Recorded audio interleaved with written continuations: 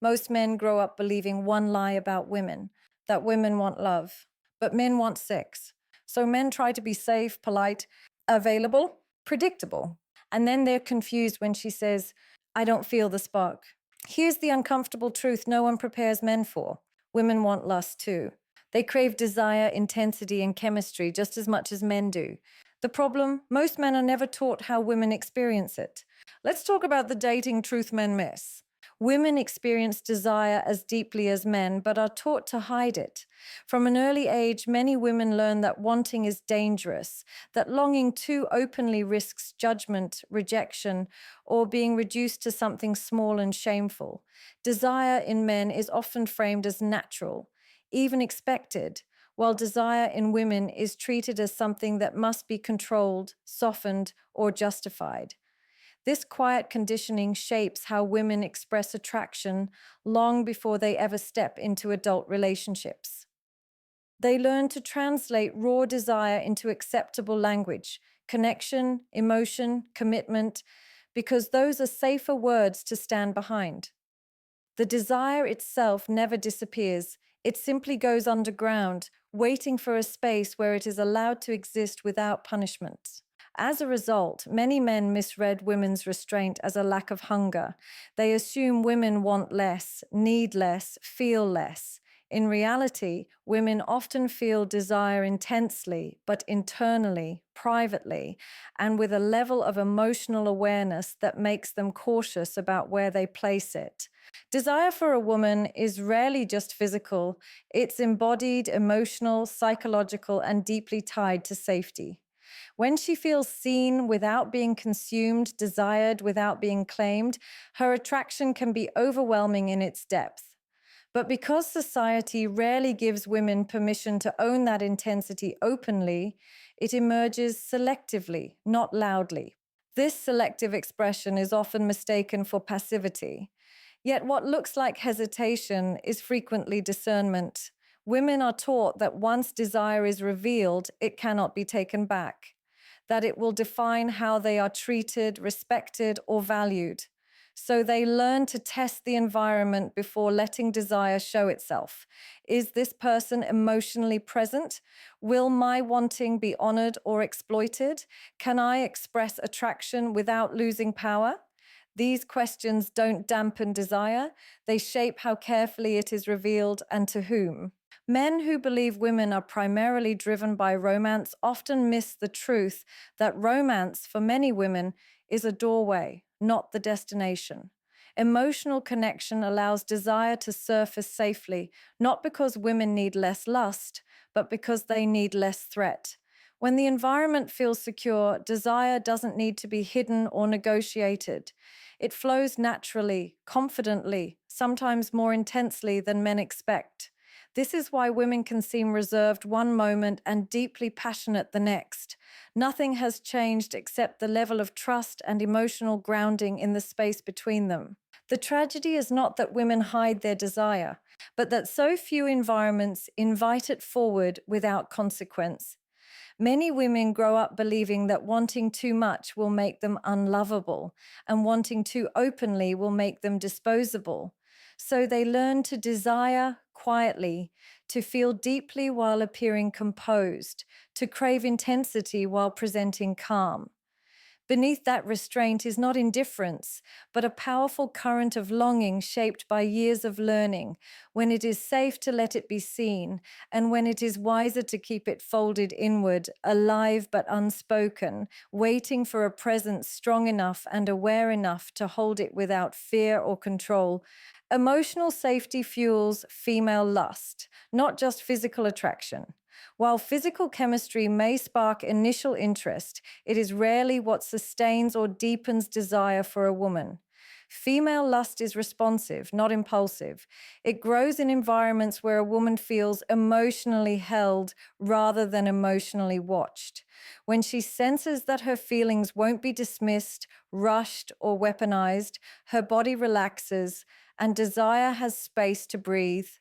Emotional safety tells her that she doesn't have to perform, defend, or explain herself to remain valued. In that relaxed state, attraction doesn't fade, It intensifies because lust thrives where tension is paired with trust. For many women, desire is inseparable from how they feel around someone, not just how that person looks.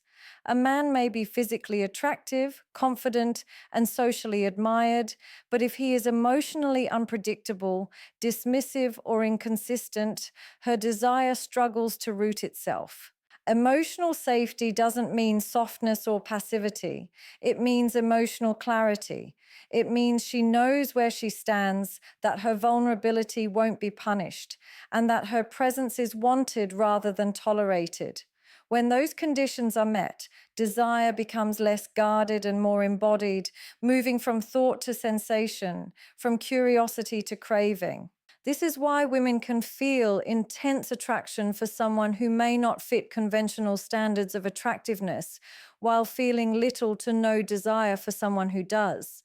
Emotional safety creates a permission structure inside her nervous system. It allows her to let go instead of staying alert. Female lust often requires a sense of surrender, not submission, but release. Release from self monitoring, from emotional uncertainty, from the fear of being misread or reduced. When a woman feels emotionally safe, she can inhabit her body fully rather than staying in her head. And that shift alone can transform attraction into something deeply visceral. Many men misunderstand emotional safety as emotional reassurance, but they are not the same. Constant validation does not create desire, it often erodes it. Emotional safety comes from consistency, presence, and groundedness, not over explaining or chasing. It's the sense that a man is emotionally steady, not reactive, open but not dependent. When a woman feels that steadiness, her desire doesn't feel risky. It feels earned. She doesn't fear that her lust will be used against her or disappear the moment she expresses it. Without emotional safety, female desire doesn't vanish, it goes dormant. A woman may still care, still love, still remain loyal, yet feel disconnected from her sexual self in the relationship.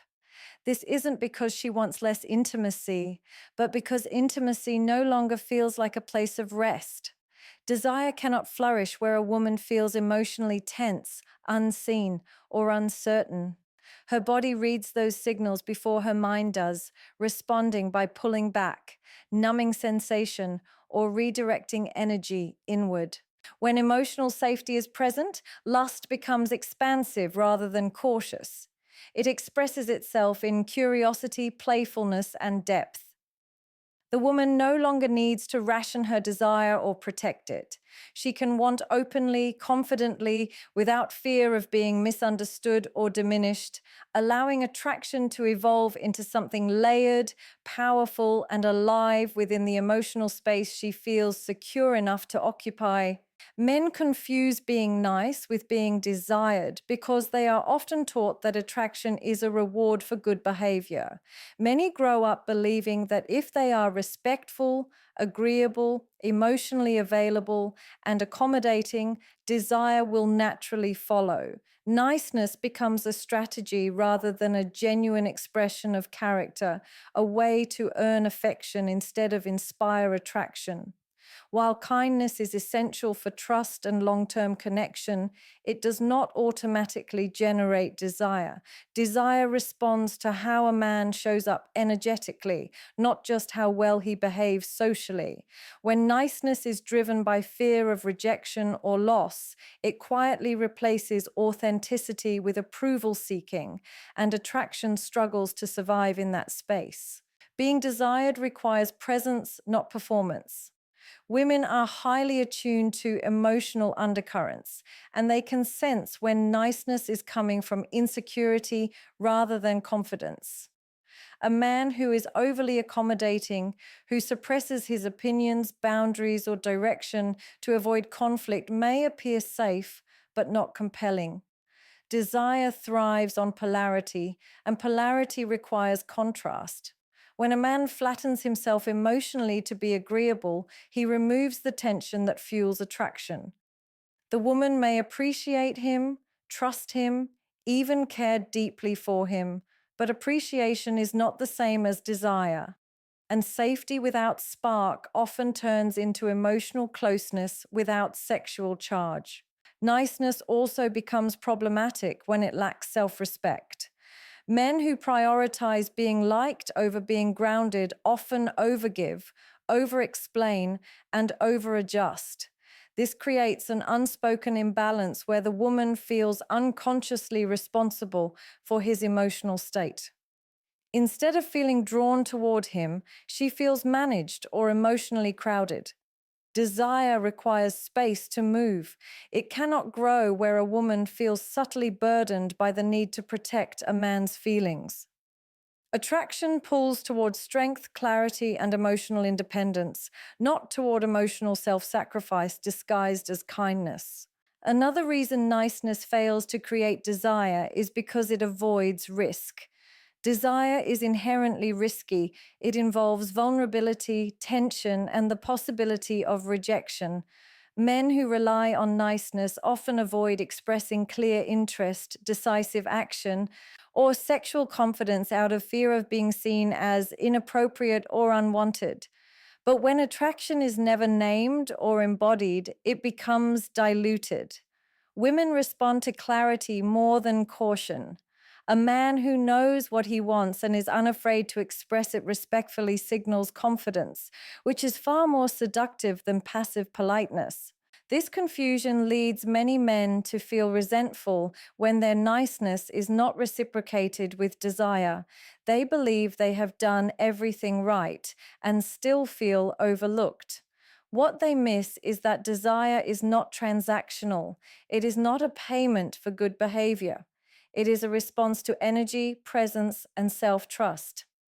When a man is kind because he is secure, not because he is seeking validation, that kindness carries weight. When he is calm in his boundaries, expressive in his intent, and comfortable with outcome independence, his presence becomes magnetic rather than merely pleasant. Being nice is not the problem.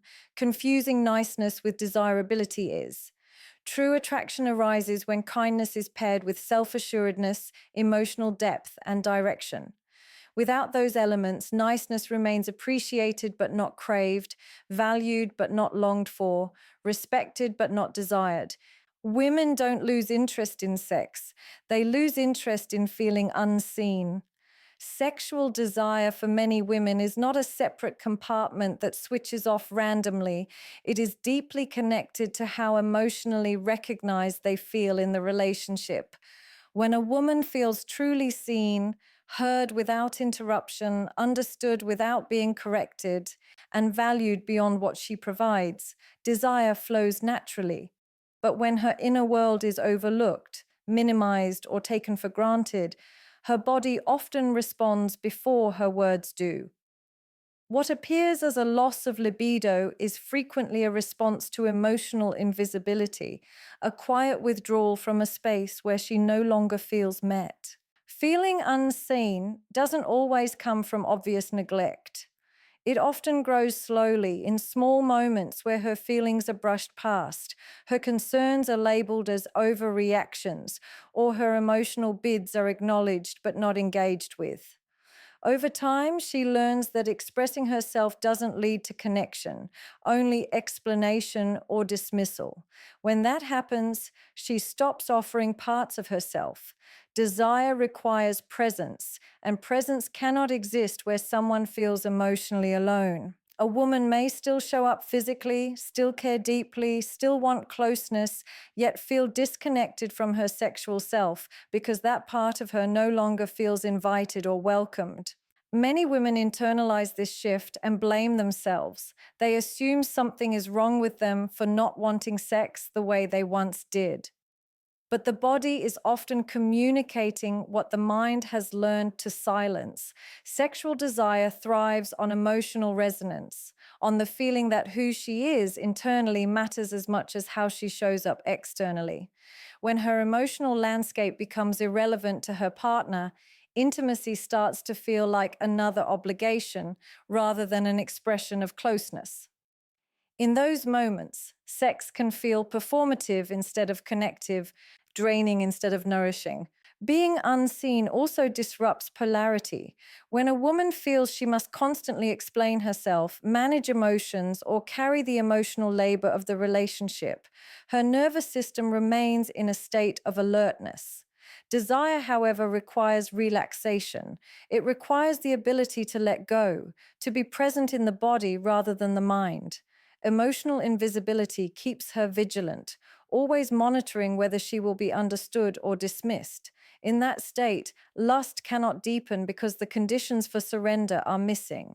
This is why attempts to fix a lack of sexual interest through pressure, logic, or solutions often backfire. What is missing is not technique or frequency, it is attunement. Women feel desire when they feel emotionally met, when their inner experiences are not just tolerated but engaged with. Feeling seen doesn't mean constant agreement or perfection. It means genuine curiosity, emotional presence, and responsiveness.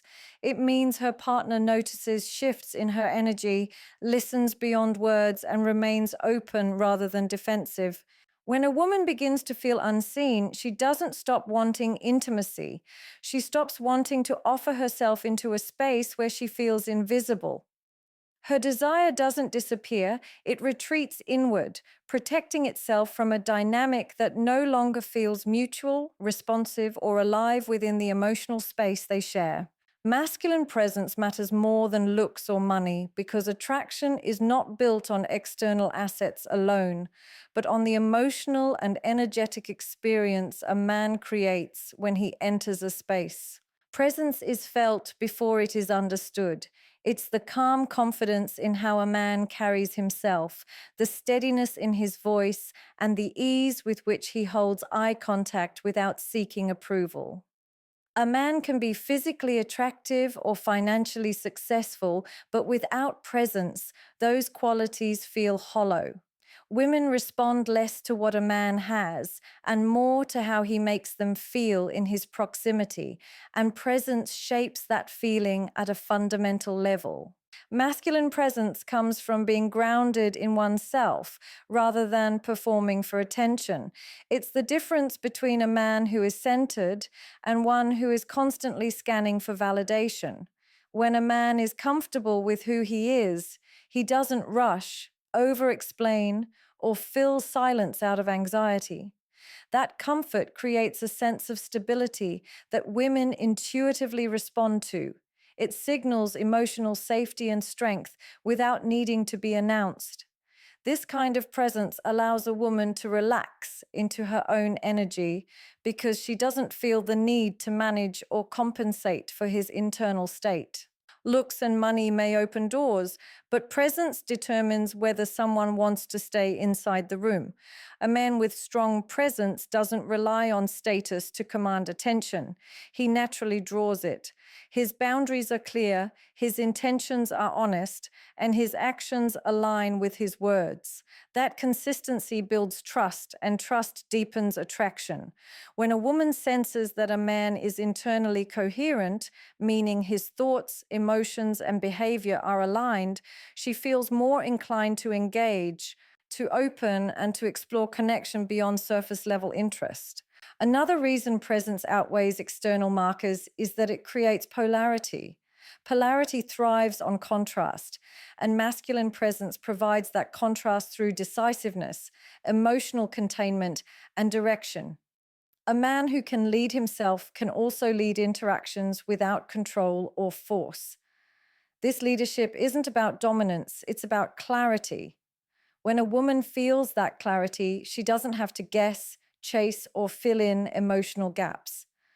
That relief allows attraction to grow because desire flourishes in environments where roles feel balanced rather than blurred.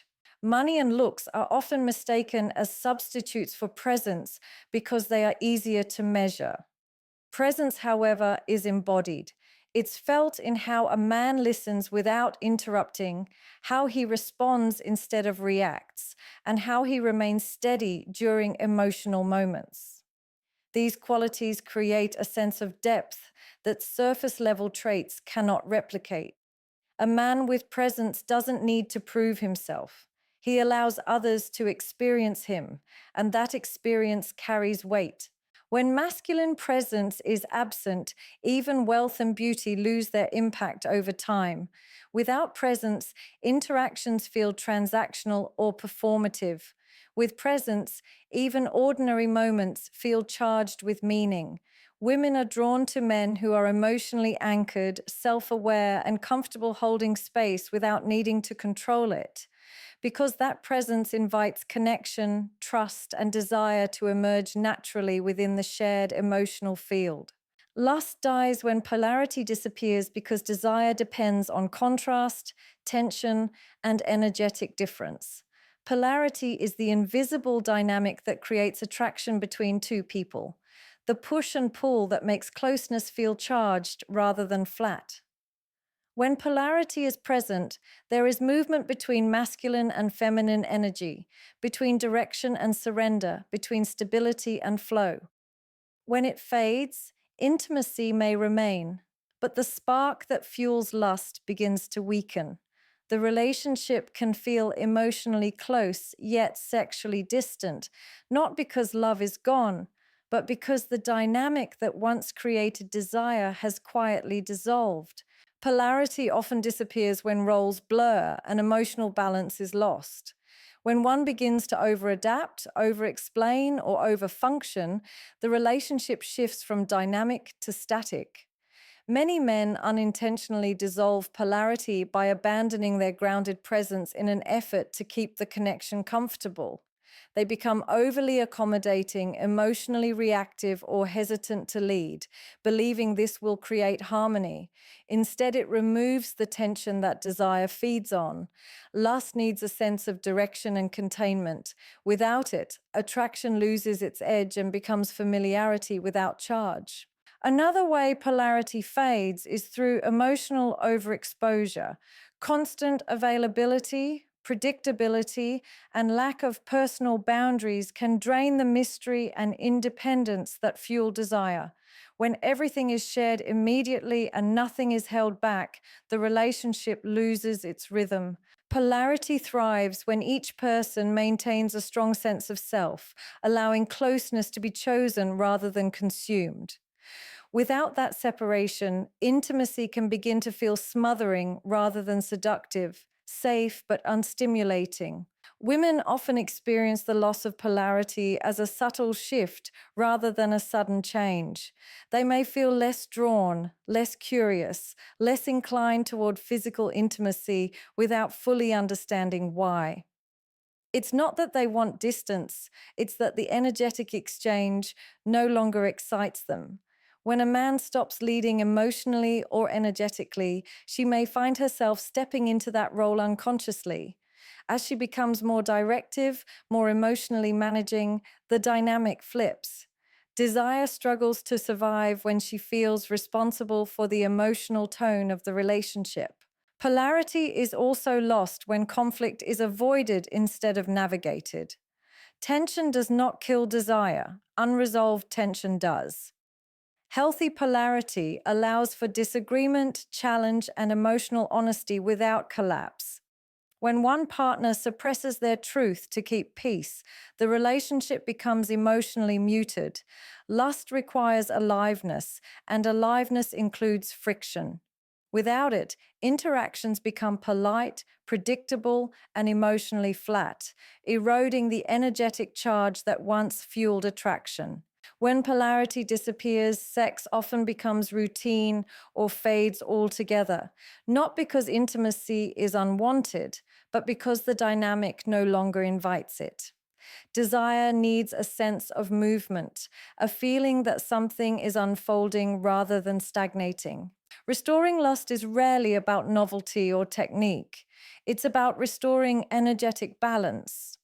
When each partner reclaims their center and allows difference to exist without fear, polarity can reemerge, and with it, the natural tension that keeps desire alive within the relationship dynamic. When all of this is understood together, one truth becomes clear. Desire is not something women lose, withhold, or forget. It is something that responds. It responds to being seen, to emotional safety, to grounded presence, and to polarity that is alive rather than flattened. Lust fades not because love disappears, but because the conditions that once allowed desire to breathe quietly erode over time. When attraction is reduced to niceness, routines, or surface level effort, intimacy turns mechanical and connection turns invisible. Women want lust as much as they want love, but they want it in a way that feels safe, conscious, and mutually alive. They don't crave pressure or persuasion.